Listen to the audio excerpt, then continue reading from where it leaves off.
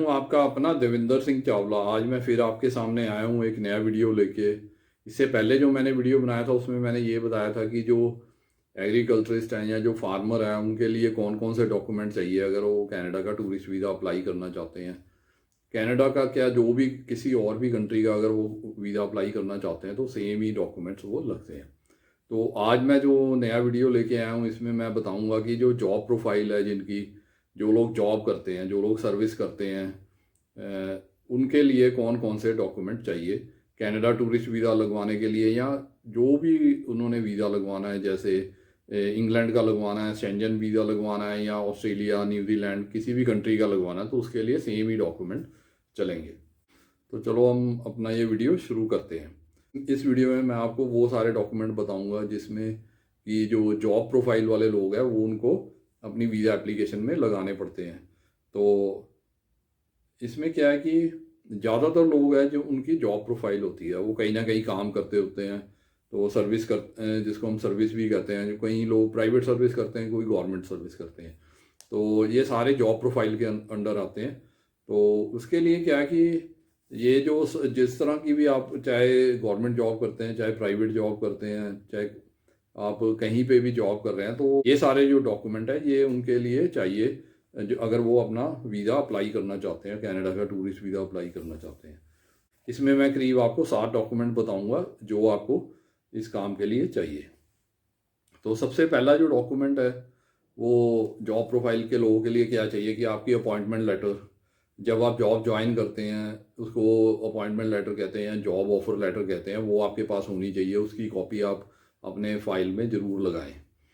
अगर आपके पास जैसे अगर आप इंडिया में काम करते हैं तो ठीक है, अगर उनकी जो नॉर्मल जो जॉब ऑफर लेटर है या जिसको अपॉइंटमेंट लेटर है वो लग जाएगी। बल्कि जो लोग बाहर काम करते हैं, जैसे जो लोग दुबई में काम करते हैं, कतर में काम करते हैं, या सऊदी अरेबिया में काम करते हैं, या किसी और भी फॉरेन कंट्री में काम करते हैं, सिंगापुर वगैरह हो गया, यूरोप हो गया, तो वहाँ पे क्या है कि आपका एक कॉन्ट्रैक्ट लेटर होता है। कई बार क्या होता है कि अपॉइंटमेंट लेटर नहीं मिलती, आपको कॉन्ट्रैक्ट लेटर मिलता है, तो वो भी आप लगा सकते हैं अपने वीज़ा फाइल में। और उसमें सारा कुछ, सारा डिटेल उसमें दिया होता है। तो उसमें क्या है कि आपकी जो सैलरी है, आपकी कितनी सैलरी है, आपकी जो अपॉइंटमेंट की कंडीशंस हैं, आप क्या क्या जॉब प्रोफाइल, आप क्या काम करेंगे, वो सारा उसमें दिया होता है। तो वो बहुत बेनिफिशियल रहता है आपके लिए, आपकी सेटलमेंट दिखाने के लिए अपने कंट्री में। ये जो अपॉइंटमेंट लेटर है ये एक बहुत इंपॉर्टेंट डॉक्यूमेंट है। अगर आप ये लगाएंगे आपके वीज़ा चांसेस बहुत ज़्यादा बढ़ जाएंगे। तो इसके बाद हम चलते हैं नेक्स्ट डॉक्यूमेंट में, सेकंड पॉइंट पे चलते हैं इसको। जो इसमें क्या होता है कि आपको अपना जो इमिग्रेशन स्टेटस है वो आपको शो करना है कि आपका क्या इमिग्रेशन स्टेटस है। ये उन लोगों के लिए है जो, जैसे होम कंट्री हमारा इंडिया है, जो बाहर काम कर रहे हैं, जैसे जो गल्फ कंट्रीज में काम कर रहे हैं या यूरोप में कहीं काम कर रहे हैं, कहीं भी और किसी कंट्री में काम कर रहे हैं, तो उनको अपना इमिग्रेशन स्टेटस दिखाने के लिए उनको वो डॉक्यूमेंट्स अटैच करने पड़ेंगे। उसमें ये आपको दिखाना पड़ेगा कि आपके पास वर्क परमिट है या रेजिडेंस परमिट है। आपका रेजिडेंस परमिट और आपका वर्क परमिट, उसकी कॉपी आपको इसमें लगानी पड़ेगी आपका इमिग्रेशन स्टेटस शो करने के लिए। ये भी एक बहुत इंपॉर्टेंट डॉक्यूमेंट है जो आपको अपने वीज़ा फाइल में अटैच करनी है। तो इसके बाद हम चलते हैं थर्ड पॉइंट पे, या थर्ड डॉक्यूमेंट में जो आपने इसमें अटैच करना। उसमें ये है कि आपकी जो सैलरी है वो अपने आपके बैंक अकाउंट में आनी चाहिए। आपने कहीं पे भी काम कर रहे हो, आप चाहे इंडिया में काम कर रहे हैं, चाहे बाहर काम कर रहे हैं कहीं पे किसी और कंट्री में, तो आपकी जो सैलरी है वो बैंक अकाउंट में आनी चाहिए। आपको वो वाले बैंक अकाउंट की स्टेटमेंट आपने अपने फाइल में अटैच करनी है। उससे ये दिखाना होता है कि आपको इनकम कहाँ से आ रही है। आप जो जॉब कर रहे हैं उसकी जो इनकम है आपके अकाउंट में आ रही है, तो ये एक प्रूफ है कि आपको यहाँ से इनकम आ रही है। तो वो जो बैंक अकाउंट स्टेटमेंट है आपकी प्रॉपर बनी होनी चाहिए। उसमें हर महीने, जैसे आपको सैलरी मिलती है, सपोज आपको 1 तारीख को सैलरी मिली है, तो 1 तारीख को उसमें एंट्री होनी चाहिए, या जिस भी दिन को आपको वहाँ पे सैलरी मिल रही है तो उस दिन की उसमें एंट्रीज होनी चाहिए। तो वो आपके लिए एक बहुत इंपॉर्टेंट डॉक्यूमेंट है। इससे भी आपके जो वीज़ा के चांसेस है बहुत हाई हो जाते हैं। जैसे ही आपकी सैलरी तो आ गई अकाउंट में, अब उसको आपने स्पेंड कैसे करना है, कि ऐसे करना है कि आपने वो सारी सैलरी निकालनी नहीं है एकदम। आपने उसको वो अकाउंट से ही स्पेंड करना है। जैसे आप गूगल पे से स्पेंड कर सकते हैं, फ़ोन पे या पेटीएम से, या आप अपने डेबिट कार्ड से भी आप कर सकते हैं उसको स्पेंड। उससे क्या होगा कि आपकी एंट्रीज आ जाएंगी आपके अकाउंट में, उससे आपकी बैंक स्टेटमेंट बहुत अच्छी बन जाएगी। उसके लिए आपको कोई बाकायदा अलग से एफर्ट नहीं करनी पड़ेगी। तो इसलिए आप इस चीज़ को ध्यान रखिए, आप अपनी अकाउंट में से सैलरी सारी निकाल मत लीजिए, आप उसको वहीं पे रहने दीजिए और डेबिट कार्ड या ऑनलाइन आप उसको स्पेंड करिए, ताकि आपके अकाउंट में ज़्यादा से ज़्यादा एंट्रीज आ सकें और आपकी बैंक स्टेटमेंट बहुत अच्छी बन सके। इसके बाद आता है जो चौथा पॉइंट आता है या चौथा डॉक्यूमेंट कहते हैं, उसको कहते हैं सैलरी स्लिप्स। देखिए, आपको जो सैलरी मिलती है उसके साथ सैलरी स्लिप भी इशू होती है, तो आप उसको अपने रिकॉर्ड में रखिए। वो कम से कम 4 से 6 महीने की सैलरी स्लिप्स आप अपने वीज़ा फाइल में लगाइए। उससे ये आपका प्रूफ बन जाता है कि आप यहाँ आप उससे आपका ये प्रूफ हो जाता है कि आप किस कंपनी में काम कर रहे हैं या किस डिपार्टमेंट में या किस जगह पे आप जॉब कर रहे हैं। तो ये एक सॉलिड प्रूफ है और उससे उसमें सारे डिटेल्स होते हैं। देखिए, सैलरी स्लिप में आपकी बेसिक सैलरी, आपकी मेडिकल अलाउंस, आपका पीपीएफ जो भी कटता है, और भी जो आपको अलाउंसेस मिलते हैं, जो आपको कमीशन मिलती है, आपकी टोटल सैलरी उसमें लिखी होती है। तो उससे आपको इनकम दिखाने की कोई प्रॉब्लम नहीं आएगी। अगर आप अपनी सैलरी स्लिप लगाएंगे तो इनकम प्रूफ आपका ऑटोमेटिकली बन जाएगा। तो ये एक बहुत इंपॉर्टेंट डॉक्यूमेंट है, इसको भी आप संभाल के रखिए अपने सैलरी स्लिप्स को, और जब आप वीज़ा के लिए फ़ाइल लगाते हैं तो उसमें आप इसको ज़रूर लगाएं। तो इसके बाद हम चलते हैं 5th पॉइंट पे। तो 5th पॉइंट में ये डॉक्यूमेंट्स है, आपको आईटीआर लगानी है अपनी। आईटीआर मतलब इनकम टैक्स रिटर्न, जो आप हर साल आईटीआर फिल करते हैं, आईटीआर सबमिट करते हैं, उसकी कॉपीज आपको लगानी है। कम से कम 3 साल की लगाइए, अगर 3 साल की नहीं है तो 2 साल की भी चल जाती हैं। आप 2 साल की आईटीआर लगाइए। अगर आईटीआर नहीं है तो फॉर्म 16 आप लगा सकते हैं, क्योंकि एम्प्लॉयर आपको फॉर्म 16 देगा, उसको भी आप इसमें यूज़ कर सकते हैं अपने वीज़ा फाइल में, अपनी फाइल को और स्ट्रॉन्ग बनाने के लिए। और इसके बाद हम चलते हैं 6वें पॉइंट पे। 6वें पॉइंट में या 6वें डॉक्यूमेंट को आप कह सकते हैं, इसमें है कि आपने प्रोविडेंट फंड आपका जो कटता है उसकी भी आप स्टेटमेंट लगाइए। आप जब से जॉब कर रहे हैं, आप देखिए, अगर आप सपोज करो आपकी जॉब है काफ़ी पुरानी हो गई है, तब भी आप कम से कम 1 साल की पिछली प्रोविडेंट फंड स्टेटमेंट लगाइए, 2 साल की लगा दीजिए। वो भी एक प्रूफ है कि आप यहाँ पे जॉब कर रहे हैं, तो उससे आपकी जो फाइल है और ज़्यादा स्ट्रॉन्ग हो जाएगी। तो ये सब जो चीज़ें हैं ये मैंने बताई हैं, ये बहुत इंपॉर्टेंट चीज़ें हैं। ये सब आप चीज़ें लगाएंगे अपने अपने वीज़ा फाइल में, तो आपको वीज़ा 100% ग्रांट होगा। इसके बाद हम चलते हैं 7वें पॉइंट में। तो 7वें पॉइंट में या 7वां डॉक्यूमेंट आप जिसको कह सकते हैं, वो ये है कि आपने, जो लोग भी जॉब करते हैं, चाहे वो कहीं भी जॉब कर रहे हैं, चाहे इंडिया में कर रहे हैं, चाहे वो बाहर किसी फॉरेन कंट्री में कर रहे हैं, तो उनको अपने फाइल में एक लीव लेटर या एनओसी लेटर भी लगानी है। वो आपने अपने एम्प्लॉयर से इशू कराना है या अपने एचआर डिपार्टमेंट से आपने इशू करवाना है।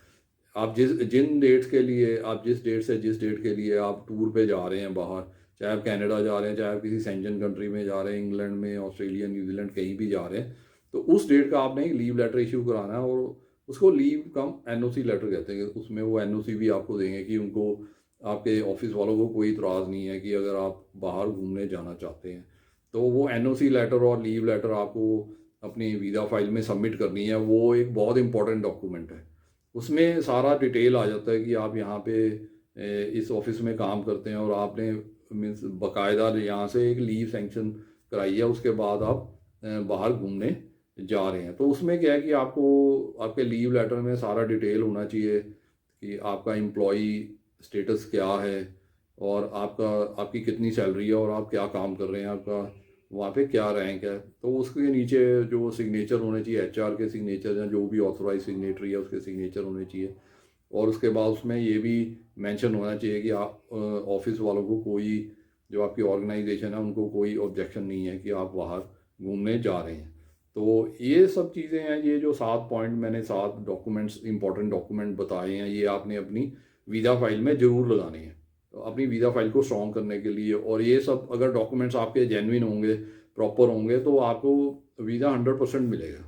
तो ये था मेरा आज का वीडियो। इसमें मैंने ऑलमोस्ट सारे डॉक्यूमेंट्स कवर किए हैं और हर चीज़ आपको मैंने बताने की कोशिश की है। उम्मीद करता हूँ कि आपको मेरा वीडियो पसंद आया होगा, और आपको अगर मेरा वीडियो पसंद आया तो आप इसको अपने फ्रेंड्स, फैमिली मेम्बर और रिलेटिव्स के साथ शेयर कीजिए। उनको, हो सकता है कि उनको इस वीडियो की ज़्यादा ज़रूरत हो, उनको इस वीडियो से फ़ायदा हो सके। इसके अलावा अगर आपको कोई अपने डॉक्यूमेंट्स बनाने में कोई प्रॉब्लम आ रही है, या आपको कहीं से गाइडेंस नहीं मिल रही, कौन कौन से डॉक्यूमेंट आपने लगाने हैं, अपनी जॉब प्रोफाइल आपने कैसे बनानी है, तो उसके लिए आप मेरे को कांटेक्ट कर सकते हैं। ये जो वीडियो में मेरा मोबाइल नंबर आ रहा है, आप इस पे फ़ोन करके आप मेरे से कांटेक्ट कर सकते हैं, मेरे से अपॉइंटमेंट फिक्स करके मेरे से मिल भी सकते हैं। तो अगर आपको कोई भी प्रॉब्लम आ रही है इसके रिलेटेड, अपनी प्रोफाइल क्रिएट करने के रिलेटेड या कोई डॉक्यूमेंट्स इकट्ठे करने के रिलेटेड, अगर आप कोई डॉक्यूमेंट बनवाना चाहते हैं या अगर आपको कोई ये समझ नहीं आ रहा कि कौन कौन से डॉक्यूमेंट आपने लगाने हैं, तो आप मेरे को कांटेक्ट कर सकते हैं मेरे मोबाइल नंबर पे। इसके अलावा अगर आप मेरे वीडियो पे पहली बार ही आए हैं तो आप इस चैनल को सब्सक्राइब कर लीजिए, ताकि आपको मेरे वीडियो की जो नोटिफिकेशन है, इन्फॉर्मेशन है, सबसे पहले मिल सके। इसके अलावा अगर आपके मन में कोई क्वेश्चन है, कोई डाउट है, तो आप मेरे को फ़ोन करके मेरे से अपने क्वेश्चन का आंसर ले सकते हैं और अपना जो डाउट्स है वो क्लियर कर सकते हैं। अगर आप अपना कोई क्वेश्चन इस वीडियो के कमेंट सेक्शन में भी डालेंगे तो उसका आंसर भी मैं आपको ज़रूर दूंगा। इसके बाद मैं आपको बताना चाहता हूँ, जैसे मैं हर अपने वीडियो पे बताता हूँ कि मैंने आपके लिए ये बुक लिखी है, जिसमें मैंने सारे आपको डॉक्यूमेंट्स बताए हुए हैं कि कौन कौन से डॉक्यूमेंट लगाने हैं, और उनका स्पेसिमन भी दिया हुआ है, सैंपल सारा कुछ दिया हुआ है, जिसको आप देख के अपने आप अपनी फाइल बना सकते हैं। किसी एजेंट या कंसल्टेंट के पास जाने की ज़रूरत नहीं है।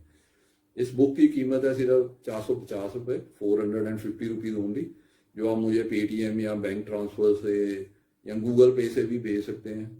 और जैसे ही आपकी पेमेंट मुझे मिलेगी तो मैं आपको ये जो बुक है आपको आपके एड्रेस पे कोरियर या रजिस्टर्ड पार्सल के थ्रू भेज दूँगा। इसी तरह एक बुक मैंने ये भी लिखी है, जिसमें मैंने वर्क परमिट के बारे में बताया कि आप कनाडा का वर्क परमिट कैसे ले सकते हैं, कहाँ से जॉब अपनी ढूंढ सकते हैं, कैसे आप जॉब के लिए अप्लाई कर सकते हैं और LMIA के लिए अप्लाई कर सकते हैं। उसके बाद आपने अपना जो फाइल है कैसे बनानी है वर्क परमिट के लिए, कौन कौन से फॉर्म भरने हैं, कौन कौन से डॉक्यूमेंट लगाने हैं और क्या क्या डिटेल्स जो आपको चाहिए पता होना चाहिए, वो इस बुक में सारी दी हुई है। इसकी कीमत भी सिर्फ 450 रुपये है, 450 रुपीज़ ओनली। ये भी आप मुझे गूगल पे या पेटीएम या बैंक ट्रांसफ़र के द्वारा भेज सकते हैं। और मैंने जो पेटीएम और गूगल पे नंबर है नीचे डिस्क्रिप्शन में दिया हुआ, आप वहाँ पे पेमेंट करके मुझे जैसे ही इन्फॉर्म करेंगे, मैं आपको आपके एड्रेस पे ये बुक कोरियर या रजिस्टर्ड पार्सल के द्वारा भेज दूँगा।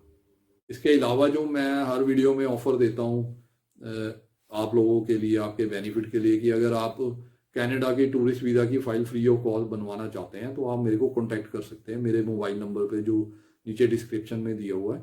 तो उसके ऊपर आप मेरे से कांटेक्ट करके अपॉइंटमेंट फिक्स करके मेरे ऑफिस आ सकते हैं और अपनी फ़ाइल जो कनाडा टूरिस्ट वीज़ा के लिए बिल्कुल फ्री ऑफ कॉस्ट बनवा सकते हैं। तो ये था मेरा आज का वीडियो। Okay, bye.